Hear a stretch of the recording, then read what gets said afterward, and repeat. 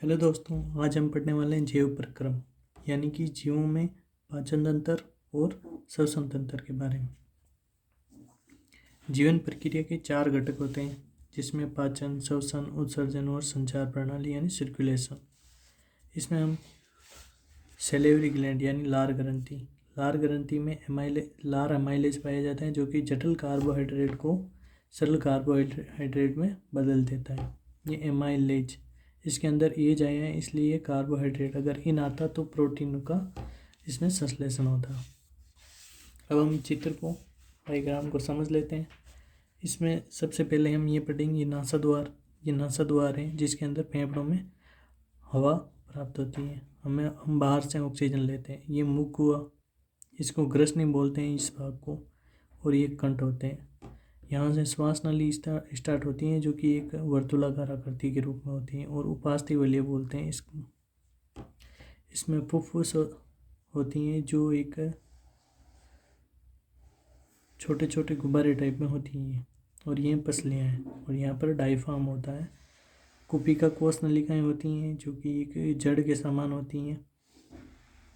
ये श्वसन नलिकाएँ होती हैं और यहाँ पे श्वसनी पाई जाती हैं जो कि दोनों साइड में कुपिकाओं से जुड़ी होती हैं।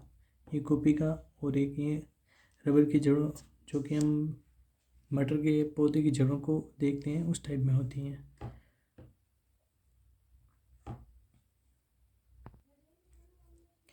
स्टोमक यानी कि उदर, पेट, जिसे HCl जिसमें जठर रस होता है। ये अमाशय रस भी बोलते हैं इसको, यानी कि गैस्ट्रिक जूस जिसका pH होता है 1.6, बहुत ही ज़्यादा अम्लीय होता है। ये अम्लीय बनाने के लिए होता है भोजन को। पेप्सिन प्रोटीन जो कि प्रोटीन को तोड़कर अमीनो अम्लों में कन्वर्ट करता है, जो कि ये हमारे अमाशय रस यानी गैस्ट्रिक जूस से निष्क्रिय पेप्सिन को पेप्सिन में कन्वर्ट करता है, और ये अम्लीय माध्यम मिलेगा तभी ये पेप्सिन काम करेगा। फिर हम आते हैं श्लेष्मा झिल्ली, जिसे म्यूकस मेम्ब्रेन कहते हैं। ये पेट की आंतरिक नाजुक परत की रक्षा करती हैं, क्योंकि 1.6 HCl का जो कि एसिड होता है वो हमारे पेट को जला सकता है। उसके लिए हमें हमारे शरीर में श्लेष्मा झिल्ली पाई जाती है जो उससे हमारा बचाव करती है। छोटी आंत, ये 7 से 8 मीटर लंबी होती हैं। सबसे लंबा भाग पाचन का मुख्य भाग। 3 भाग हैं इसके अंदर, ग्रहणी, मध्यांत और शेषांत, जिसे डेड्यूनम, जैजुनम और इलियम बोलते हैं। यकृत, लीवर, जो कि शरीर की सबसे बड़ी ग्रंथि है। इसको आप बाह्य ग्रंथि भी बोल सकते हैं। ये शरीर के दाएं तरफ होती हैं और ये गाढ़े लाल रंग की होती हैं, और इसका अध्ययन किया जाता है हिपेटोलॉजी में। हिपेटोलॉजी जो कि खून से संबंधित होती है। अब हम डाइजेस्टिव सिस्टम के बारे में थोड़ा सा चित्र में देख लेते हैं।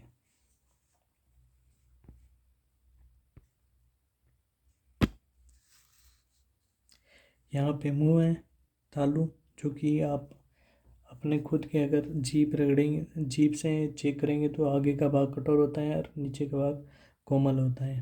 जैसे ये अलजीवा और जीभ, यहाँ पे दांत, लार ग्रंथियाँ नीचे पाई जाती हैं। यहाँ पेरोटिड ग्रंथि पाई जाती हैं जो कि लार का ही काम करती हैं।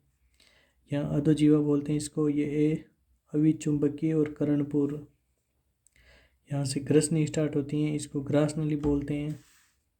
ये ग्रास नली से भोजन अमाशय में जाता है, और अमाशय में इस साइड में यकृत होता है जो कि शरीर की सबसे बड़ी ग्रंथि है, और इस साइड में पित्ताशय है। इसके नीचे की साइड में पित्ताशय होता है। मूल पीतवाहिनी यहाँ पर होती हैं, और इसके अंदर यहाँ पे अग्नाशय होता है, इसको अमाशय बोलते हैं। ये जो बड़ी दिख रही है इस साइड में, ये चारों तरफ, इसको वृद्धांत कहते हैं। और यहाँ पे अनुप्रस्थ, इसके भी 3 टाइप होते हैं। ये अनुप्रस्थ होती हैं यहाँ पर आरोही वृद्धांत होती हैं, और ये अवरोही वृद्धांत होती हैं। छोटी आंत यहाँ से स्टार्ट होती हैं, इसके अंदर ग्रहणी, अग्र सुदांत और सुदांत पाई जाती हैं, और यहाँ पे मलाशय और गुदाद्वार होते हैं। आप चाहें तो स्क्रीनशॉट ले सकते हैं इसका।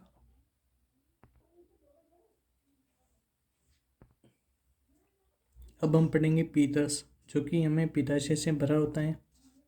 छोटी आंत में माध्यम को क्षारीय यानी एल्कलाइन बेसिक बनाने के काम में आता है, क्योंकि अमाशय में हमारा भोजन होता है जो बोलस के रूप में होता है और वो एसिडिक होता है, तो उसे बेसिक में लाने के लिए वापस पित्ताशय से पीत रस का स्राव होता है। वसा को छोटे छोटे टुकड़े यानी स्मॉलेस्ट फेट में तोड़ता है। यकृत द्वारा पित्ताशय में स्टोर एंजाइम जो कि यकृत हैं, यकृत के द्वारा पित्ताशय में स्टोर एंजाइम जिसे पित्ताशय या पीतरस भी बोलते हैं। अग्नाशीरक ये पैनक्रियाटिक जूस भी बोलते हैं। इसके अंदर 3 प्रोटीन पाए जाते हैं, 3 एंजाइम पाए जाते हैं।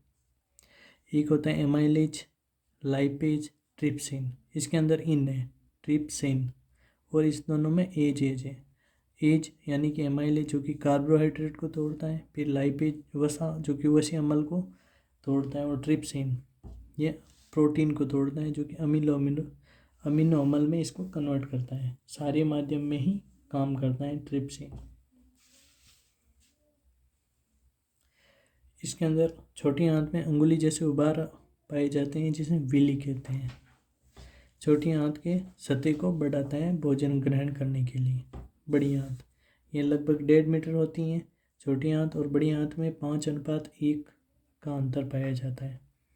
बड़ी आंत में भोजन से पानी का अवशोषण किया जाता है, ये कोलोन में होता है जो कि एक बड़ी आंत का पार्ट है। माल्टोज ये लार ग्रंथि और छोटी आंत दोनों में माल्टोज पाया जाता है।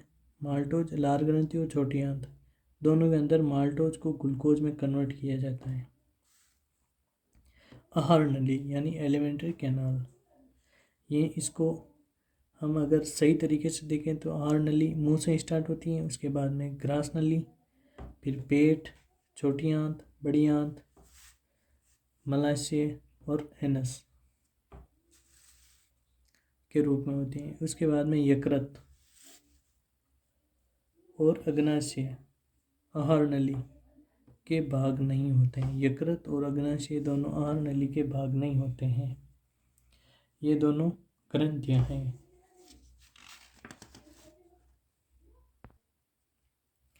ये हमने जो पहले दे ही रखा है ये वही चित्र है। इसके अंदर इंग्लिश में दे रखा है फेरेंक्स बोलते हैं इसको, ओरल कैविटी, यूला, टंग, आइसोफेगस जिसे ग्रासनाल बोलते हैं, स्टोमक, अमाशय, पेनक्रियाज, डेड्यूनम, जेजुनम, इलियम, इनको ट्रांसफर कोलन यानी अनुप्रस्थ वृद्धांत बोलते हैं, असेंडिंग और डिसेंडिंग, अवरोही और आरोही, और रेक्टम, और यहाँ पे एनस गुदा द्वार होता है। और अब हम ब्लड सर्कुलेशन इन ह्यूमन, ये पल्मोनरी वेन होती है यहाँ पे डोर्सल एरोटा होता है, इसको राइट हालिन बोलते हैं, और नीले 2 चीज़ें होती हैं वेना कावा, इसको हम बाद में डिटेल से पढ़ेंगे। थैंक यू दोस्तों, लाइक एंड सब्सक्राइब प्लीज।